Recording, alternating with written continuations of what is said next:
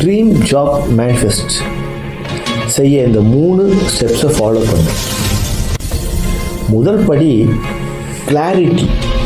எந்த ஜாப் வேணும்? That means job title. எந்த கம்பெனியில் நமக்கு வேலை வேணும், எவ்வளவு சேலரி வேணும், எந்த ஊரில் வேணும் அப்படின்னு நம்ம அதை எழுதி ஃபிக்ஸ் பண்ணணும்.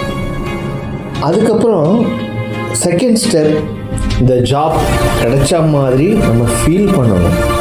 உதாரணத்துக்கு நமக்கு கலெக்டர் வேலை வேணும் அப்படின்னு முடிவு பண்ணி அதுக்காக ஐஏஎஸ் ப்ரிப்பேர் பண்ணிட்டு இருந்தோம்னா ஒரு ஐஏஎஸ் மாதிரி நம்ம நடந்துக்கணும்.